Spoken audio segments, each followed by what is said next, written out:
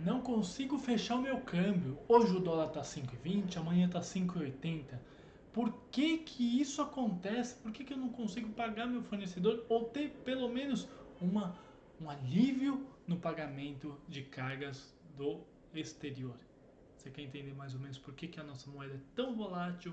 Por que que alguma coisa acontece e o dólar explode ou cai?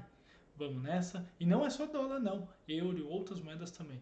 Vamos nessa. Solta a vinheta, acompanhe esse vídeo até o final que eu vou explicar mais ou menos como tudo funciona. Tá bem? Gente, bora nessa.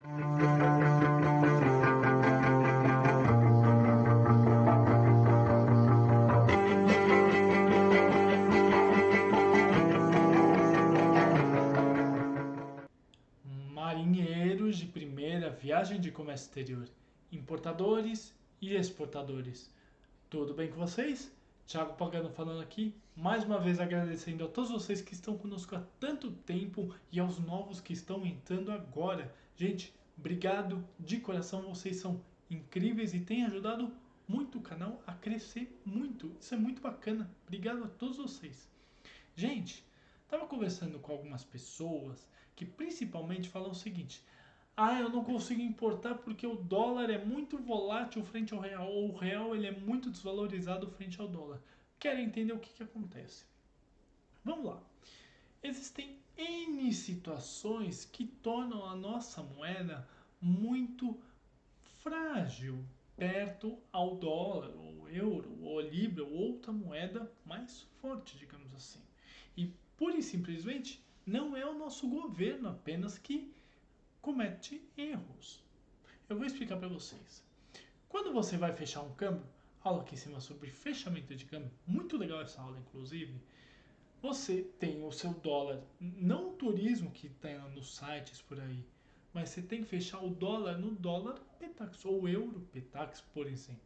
É sempre a moeda dada pelo Banco Central. Ou seja, em outras palavras, quando você vai fechar o teu câmbio, e vamos supor que o dólar Petax está a 5,30, você nunca vai conseguir fechar 5,30.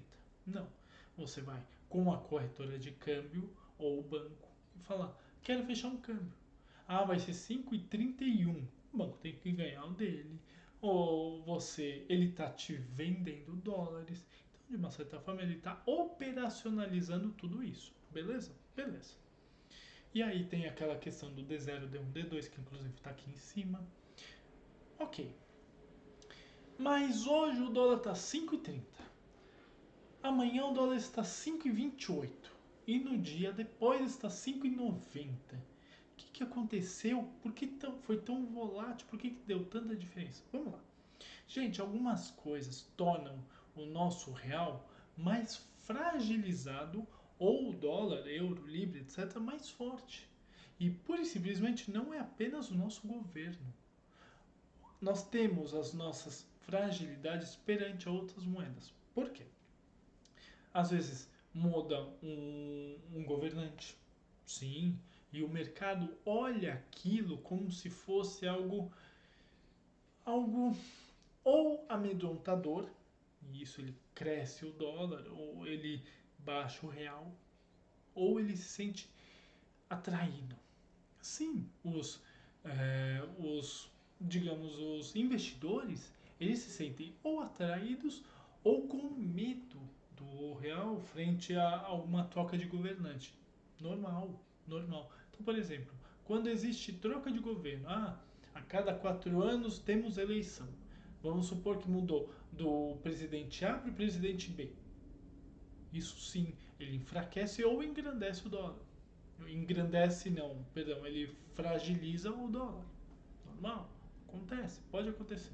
Por exemplo, vamos supor que num governo X deu-se um escândalo sobre alguma coisa e o presidente A caiu por um impeachment. O dólar normalmente tende a subir. Por quê? Porque os investidores têm medo disso. Os investidores falam assim: o país está passando por algumas complicações, eu não vou investir lá, não, vou investir em outro. E eles jogam.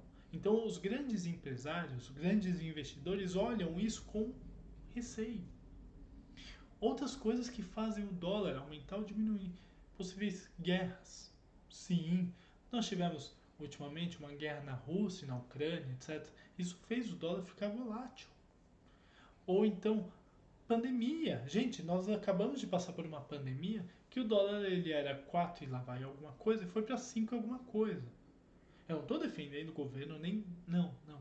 Mas as situações que acontecem fora do contexto Brasil também fortalecem ou enfraquecem a nossa moeda perante dólar, euro e etc. E uma outra questão, nós também temos as diversidades de produção. Nossa, Thiago, isso entra também? Claro que entra. Lei de oferta e procura. Ou seja, eu vou dar um exemplo muito claro que acontece com a minha família. Eu conheço uma pessoa que tem lá sua plantação de cana. Em determinado momento do ano existem as colheitas, ou seja, a cana é vendida para uma usina a 100 a $1.000 o quilo. Não sei, estou chutando. Mas o resto do ano você tem que plantar, você tem que adubar, você tem que fazer um monte de coisa para aquela cana chegar a $1.000 o ano. Isso acontece também com o dólar. Sério? Nossa, Thiago, como assim? Que alusão foi essa? Explico para vocês. Vocês concordam comigo que em certas épocas do ano o dólar tende a ser mais volátil, subir mais, descer mais, etc. Mas em algumas épocas do ano se mantém estável. Por exemplo, vamos supor, voltando ao governo. O nosso governante A, B e C foi lá e escolheu uma equipe econômica sensacional para o dólar, para manter a economia. O investidor vai olhar aqui e vai falar, opa, vamos jogar a sementinha que tá bacana isso. Então, tem lá suas volatilidades frente à oferta e procura. Outra coisa, vocês sabiam que a outra questão também é as bolsas. Sim, a bolsa brasileira, Bovespa, ou então outras bolsas, Nasdaq e etc., também Dow Jones, movimentam dólar. Gente comprando ou gente vendendo. Eu vou dar um outro exemplo. Ultimamente, nós tivemos uma troca muito forte no governo da Inglaterra. Nossa, Thiago, sim, sim, na Inglaterra. O que aconteceu? A rainha mãe foi embora. Tinha lá seus 90 e tantos anos, foi embora. Colocou-se uma pessoa que ficou 45 dias como primeira-ministra da Inglaterra. A pessoa não aguentou, foi embora. Assumiu o príncipe Charles, que hoje é Ray Charles, que não é o cantor, tá? O Ray Charles. A Libra teve seu valor diminuído, teve seu valor depreciado perante a isso. Nossa, mas é a Inglaterra. Tudo bem, a rainha foi embora, o príncipe Charles assumiu, houve uma queda de um primeiro-ministro. Então vocês entendem que o governo também torna a moeda volátil, que uma guerra torna a moeda volátil, que lei de oferta e procura torna a moeda volátil. Então, por exemplo, o dólar hoje está 5,90. É culpa do governo. Cuidado. Verifica sempre com outras fontes o que aconteceu. Se teve uma queda de bolsa fora, sei lá, a bolsa do Japão caiu. Ou se teve algum início de alguma coisa, uma guerra, uma pandemia, alguma coisa que seja extraordinária. Ou se teve algum escândalo em algum país emergente e potente, ou algum país emergente, ou algum país desenvolvido. Uma outra questão, recentemente, uma grande empresa que vendia bitcoins quebrou.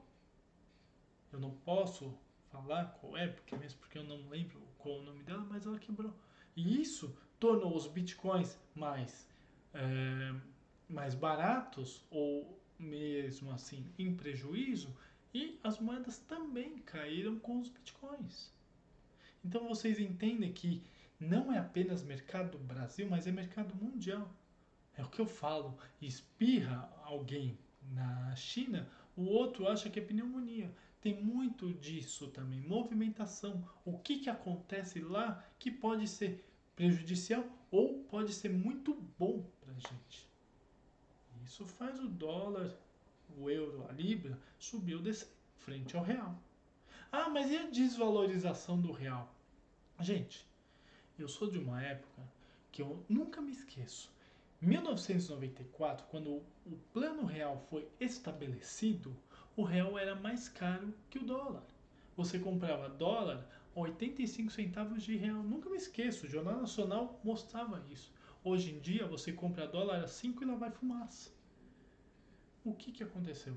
Bom, não se manteve. Não era uma moeda que era forte para se manter dessa forma. Tem N situações que acontecem. E olha quanto tempo faz. 1994 para 2000 e lá vai fumaça. Então, quanta coisa. Não dá para fazer uma situação dessa se manter por muito tempo. Os próprios bitcoins, eles têm suas volatilidades muito altas. Hoje em dia você compra um bitcoin a 100 mil dólares, amanhã ele pode estar 80. Você pode comprar a 50 mil reais, amanhã ele pode estar 120. Muito volátil. As bolsas, etc. Então, o buraco é um pouquinho mais embaixo. Não culpe apenas o governo. Sim, os governos cometem erros. São pessoas. Mas não culpe apenas o governo. Olhe no geral, tá bom? Gente, aula diferente. Eu gosto de mostrar esse tipo de situação para vocês entenderem que tudo é globalizado. Essa é a palavra, tá bom? Eu vou colocar aqui embaixo os meus contatos. Não hesitem em entrar em contato comigo. Eu estou aqui para ajudar vocês em dúvidas, questionamentos, curiosidades, críticas, consultorias e mentorias. Sim, canal Como é que faço é consultoria e mentoria para ajudar vocês a importar, exportar mais fácil, entender o mercado geral, tá bom? Mas eu estou vendo gente que olha os nossos vídeos e não se inscreve, então vai lá, se inscreva no canal e torne-se um marinheiro de primeira viagem. Clica no sininho para fazer a buzina do navio tocar mais alto e receber nossas notificações de aulas, papos com o especialista, como é que só assim em campo, que logo logo vai ter mais aula, prometo para vocês, e pergunte ao Thiago lá no Instagram, que vai virar quadro aqui, vocês vão entender como é que vai funcionar, tá bom? Além disso, já deixou seu like? Então metralha o like, faz o YouTube entender que essas aulas são legais pra caramba e você está ajudando a gente também a disseminar isso para outras pessoas. Compartilha para aquele seu amigo que fala: ah, o real não presta, só o dólar presta, só uma. Calma. Mostrar que tem outras situações globalizadas. E comenta para falar comigo, com a minha equipe, tirar suas dúvidas, deixar aquele elogio bacana ou aquela crítica necessária para fazer a gente crescer sempre, tá bom? Mas além disso, eu também não me esqueci. 2 vídeos para vocês olharem, verificarem, fazer exatamente a mesma coisa que acabei de falar para vocês.